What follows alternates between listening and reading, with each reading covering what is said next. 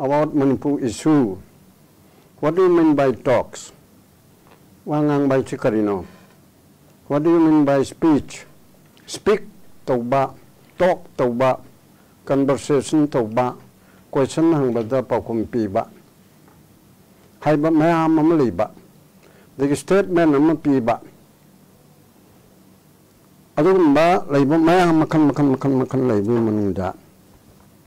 Prime Minister na Manipur issue da wangang gare haibachi kadai dano. Aina talk sa sige.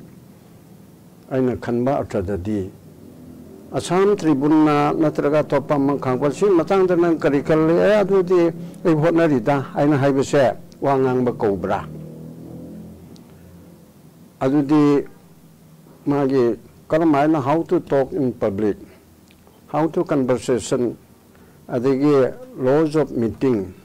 laws of talk, dialogue, statement.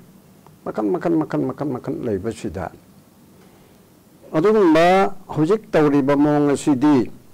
Prime Minister Honorable Prime Minister na tawriba mong asidi tha tara mathoi maron thok taba mi ama karimba accident amadagi me ahum dagi hauraga maron thok taba duna khitang pimsa ni khak not oina thadu uba adugi khitang soina dana tawba adugi mayam kandem tawna paduda khitang pat ong de hairakpa mana ningbado maron thokta badu ana amade hairakkheba adu natabada adum ngangdaraba thamari mangaleraga August July August kadwaidini parliament pame ngangan na baidana opposition mayam machina upna khana kanda no conference motion BJP na Pradhan Mantri Narendra Modi na luching ba sarkar se machi turini haibana taba adu manang thajadreni haidana mi de tikri khola die ngai konni haina karim di hairi idana ko adu haing nabigi damukta no conference motion haidana politically phajana plan toraga magi sarkar se mai thi pirini haibana taba Mawanda sum chay ni sum holam ni sum hairam ni na kamen ni sum tawdam nang de atu tawbani nang de atu tawbani kaina hairam ni ma khumda ba yadre dana niyong ni matung na last ikon bada ma khumde ne adana more than 90 minute khumibdo atugi khumni ba du so ma ge mawanda tikri holi ba mawanda laknari ba atum da khumda dana ha Maharashtra da adu tawi Rajasthan da di Congress na adu tawi opposition adu tawi Adigi Rahul Gandhi na namdar na mapam da adu tawe na ko na chale lai ge choi da na ba opposition mayam da na Manipur ge karita haidre hai ka mayam je thok por kam da na Manipur gi ka haidna wai makak ai chan Home Minister Amit Shah tha da na tawri High Court ke order man na tawbani hai ba khak palam me ni Api thoke bedu nungaite. Hai bachi nota beda ko kari palli. Mini ani phana panbra. Ani do hoje tonari balanchu sini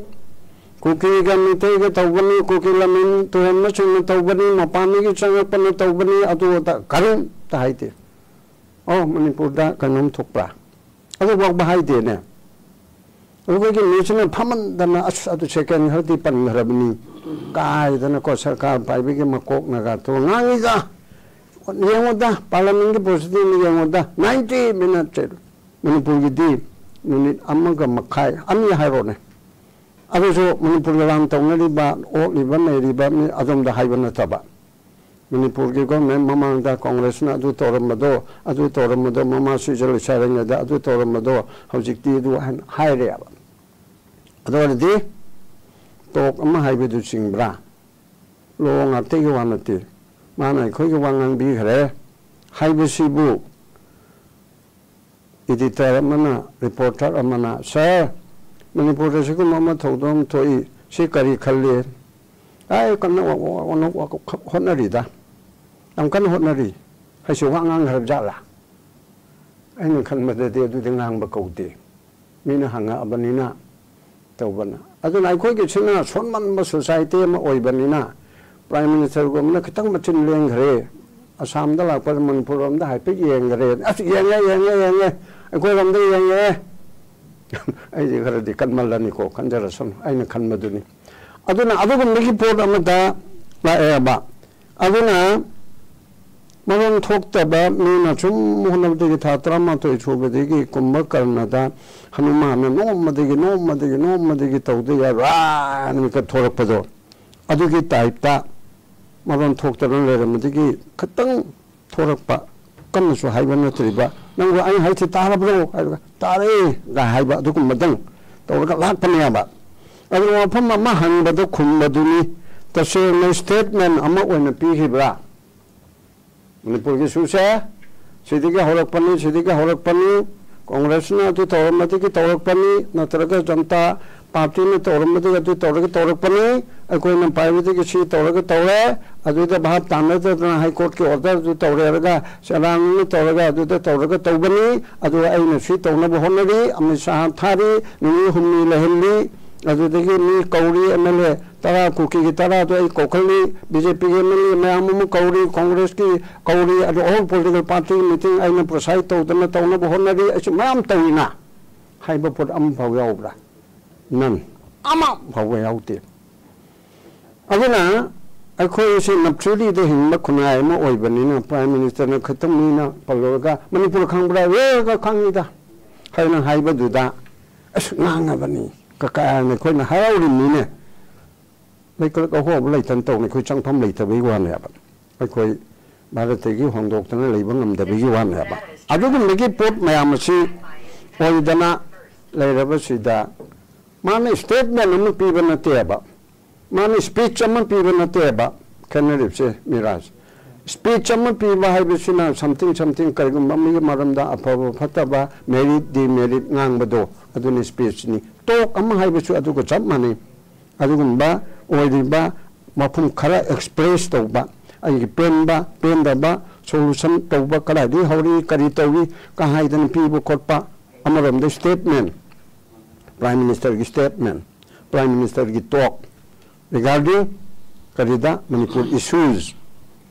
अदुगा मदु करमाय तौरगा solve तौना होतनाबा हाइबनु चिंग मयाम सी तौगदबना अदो तौरी तौरमबे याय अखोना बाम सादना कनो हाइबी वनती लोन तौरमबे यायबा अदुदा अतै ते थोकी मचा इशू एक्सीडेंट दा प्लेन एक्सीडेंट दा ट्रेन एक्सीडेंट दा दुर्गा पूजा दा हा अदुदा करी दा अदु तौरे मी यांखै छिरे चाम छिरे ट्रेन नि थंगाई नरे अदुदा अदु तौरे ओडिशा दर कलाई दनो सब्जेक्ट टू करेक्शन अदु पासिल लेबको सिदनी चन्नी चहुम सिरबा होय लिसिंग अम थ्रीदि हाना हाइबिगिरा अदुदि खंद्रे अदुदि मी लिसिंग हुंद्रा न लिफम लेतरबा दिन लिसिंग तरे निपान चाबा board community Meitei and cookie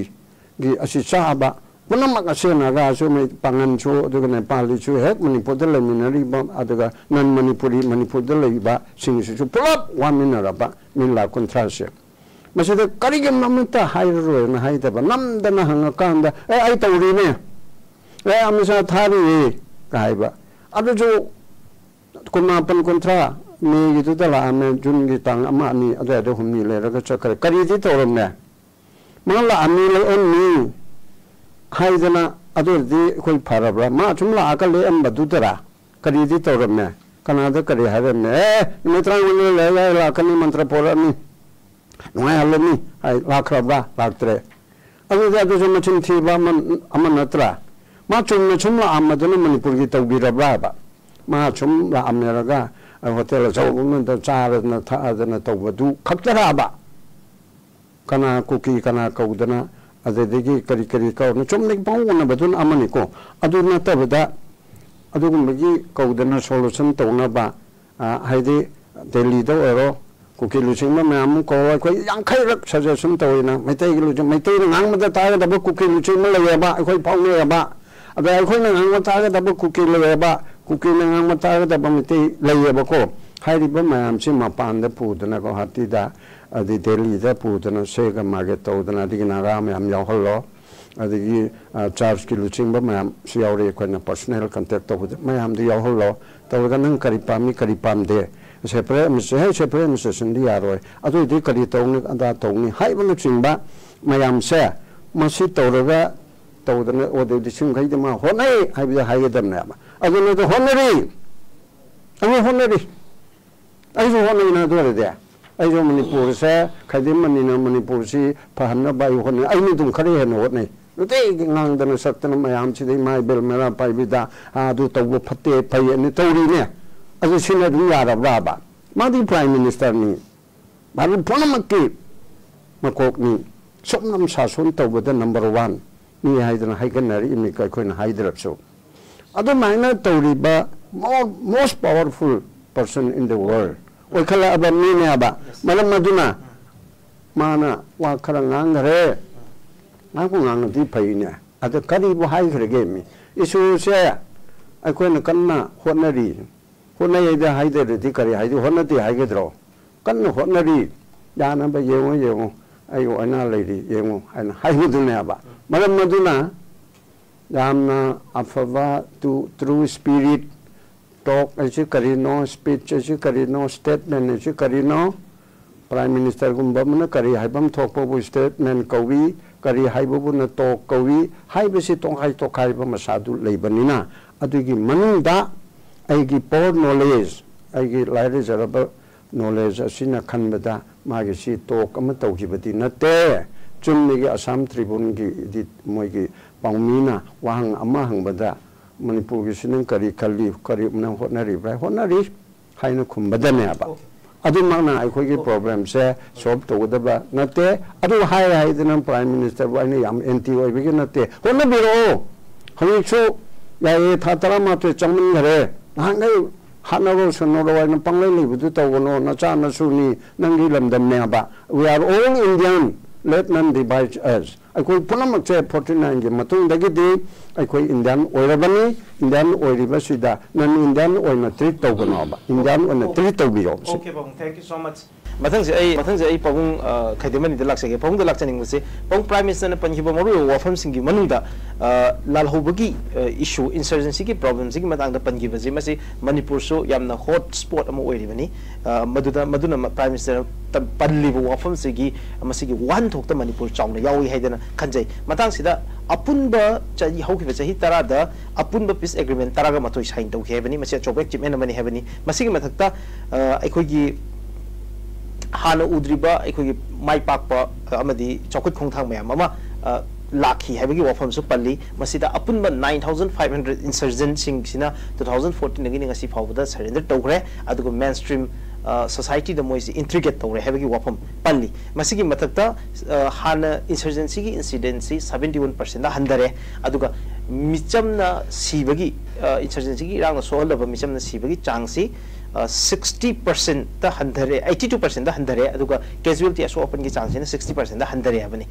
masigi iroina na northern state ki mafam mayam amadagi armed forces special power ki issue mayam am lerambado hausi apaspasi ayam mafam singdagi lauthore habagi wafam mayam am pali masi BJP government ki especially prime minister ki leadership ki yam chawba achievement many have there highlight tawri pawung kamai yingi mama sujal sharing da tawgi bado adana maram oidana ai hojik si oirabani manipur si haina haibe yabra manipur si ima manipur si soni phoma panda september kunda haina phagi wene haibedo asida silong da adumba pharaga lawgare injagi pibanung da changre injagi loinebi oigre adugo october 3 da namdana lohonge chelhong tawle india do ongre manipuri ma se masana yadana natraga yae na kanana su khallabesu adudagi di chei humdra marpu humdra mari manga sujale koi se nungsigara nungsiroira ipa chawbok to ima pharaga lobado haron haibi matungina adugi machamusu oidana laeba hoite aigi panana aigi machi pharaga lobune adana masu suthanga labaga sida adugi mu tongnaru chumbra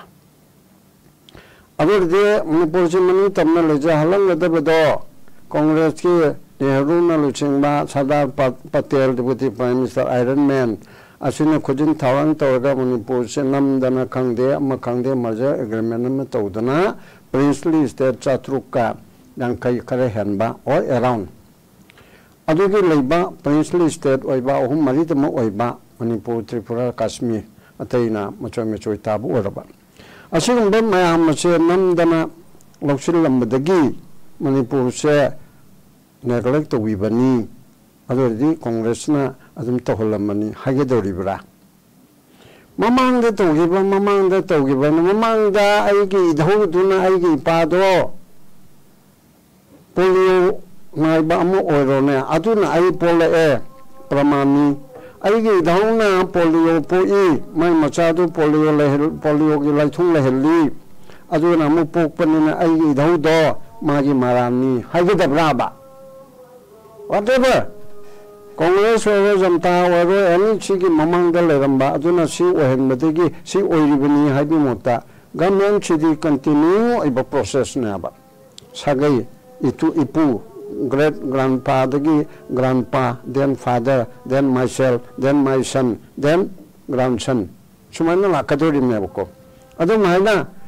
Tawuda, Kogi above to Aduna Mamanga, Ibu Pajana to be there, Kogi Pabu Pajana to be there. Malamaduna Aingasi or Pibum chair, Masida, institutional crisis, Adun legends, Asi Ohilibani, Musa Kogi dos, not there. Hydra Chumla Gadraba. Pole, Idau Ipado, Ipaduna Aipoe, Aina Aigi Sapoe, Aya Anamba, to Ren Missing Hangatna Chambro. Hantana Chenga Dabani. Other both of that, or whether that do not do swear me, do not do swear me. Other day, Mamatanga, Pana Haitarena.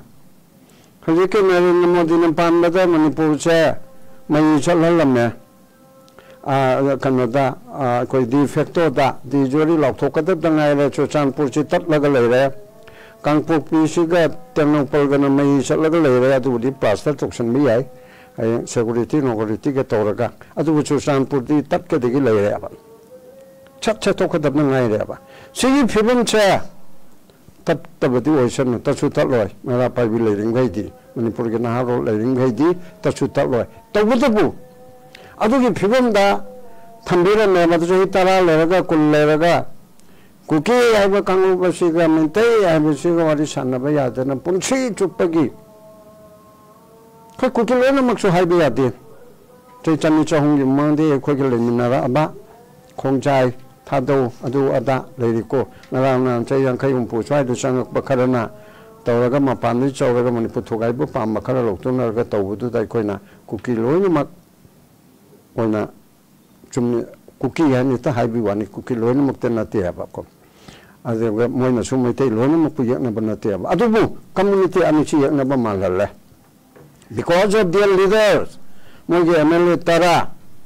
Aduna Metang trying to the gate, Manipur the gate, Haidopo Pame, separate administration Tobu Pame, Haidana Mantri, Amiauna ruling party, Tare, Masiga Wapanti,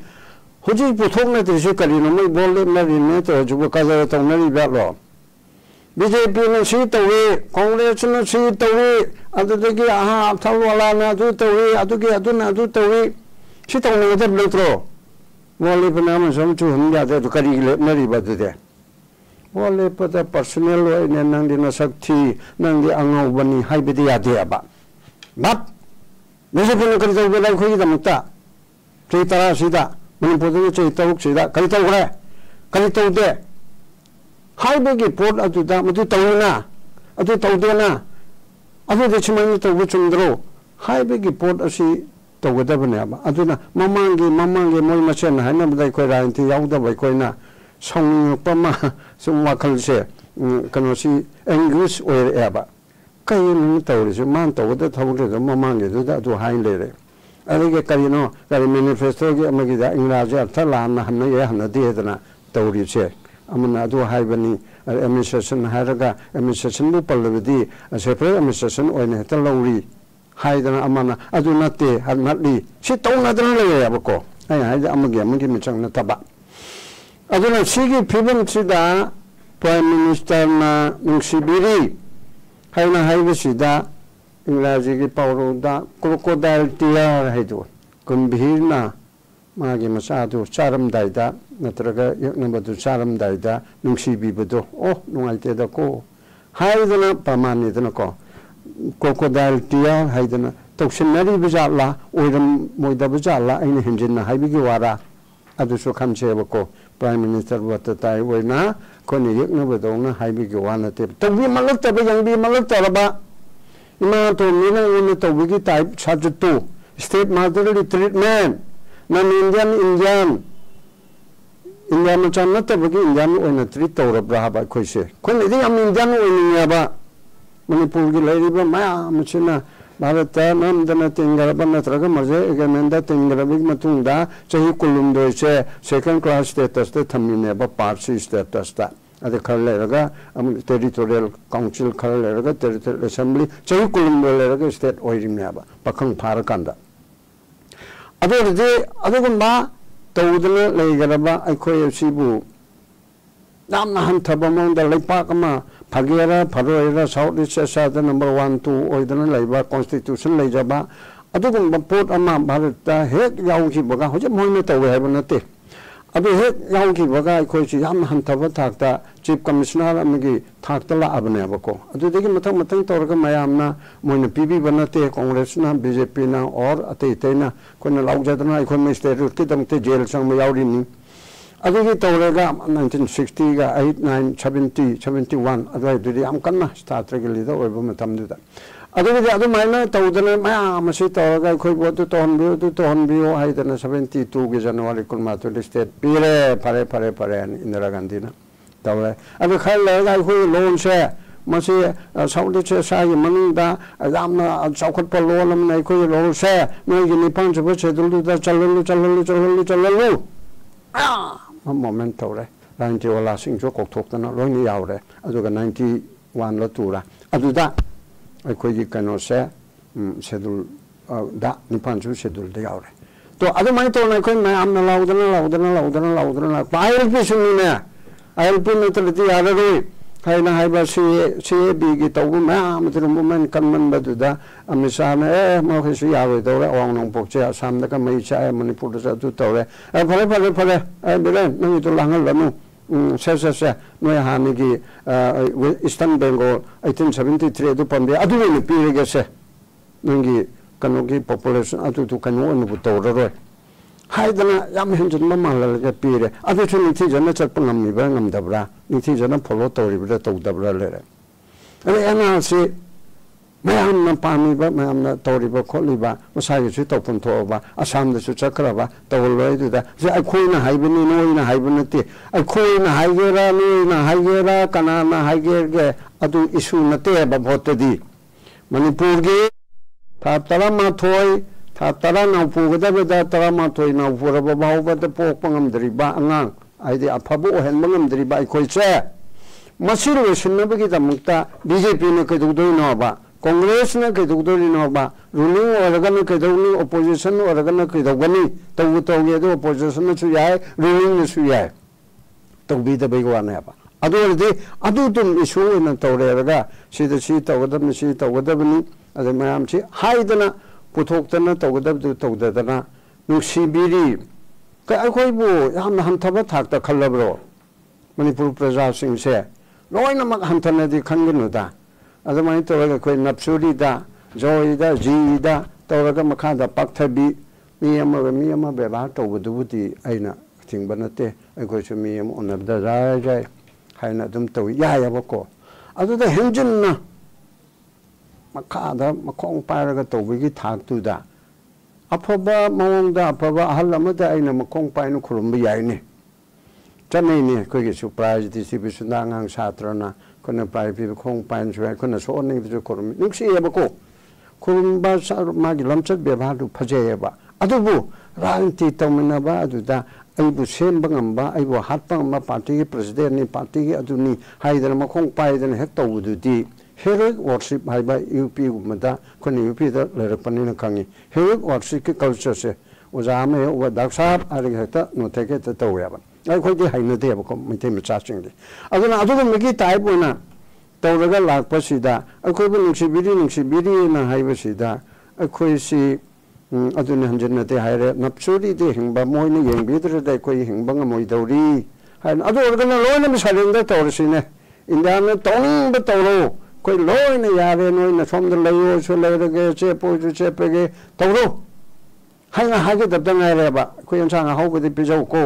अखोई मीदि ओहेलोको हाइना तौदबदंगायरेबा अतुबु democracy चटपनिना largest democratic country in the world ना हाइबनिना democracy की नॉर्म दोंगा आगा आइसो आइगी ngang आइसो आइगी स्टेट अमो ओइबिगी sovereign power do Supreme Court na haididana ko we have our own sovereign power for the state tugi manu da list to the yaujeri ba to the state na function to bangam jai madu da khut thingin be ade yes mating pang mo khot pa 355 tawraga ma tawraga central na mating pang bi bedun amani president rule tawraga pang bi bedun amani adu na traga di aikoi gi on tawjagadamni rule of law si tawjagadamni law and order ngakchagadamni state ki chief minister sa masi yamna kano amano saraga haidana adugum bigi podam da tawjagadaba da chu kak takana unified command lok thoi ama lok thoi tawraga agoi ki chief minister de ki matik chaba ma ki tawhon thokpa tawhondrib sai khoi nungai te na ma gi phaba phata bai khoi na haiti kiti jamni apobu tawro yaro nangi damta lepi haidi ne ba khoi di chief minister ki mayok tamate adugo government paibi ki BJP ki mayok tamate ba hen to honing ba ki ne ba ngasi ba dai khoi na kan harib se ta na ba to bani aduna rosilakpada hojiki prime minister na magi to ama khak tawgi de haiba dom na tawgun si adu sarupudi hojik chu makeup thokpagi thokpu pura to ga pongkhai ma pongamagi statement nam pi dana manipur gi dangta du tawre hayo ya ba khoi adom na phatab na te phajana pa hata taw khodak tek ta asau bu tu ta phajat ne ba koi gi kangbu chi hai dana du mai na thamjage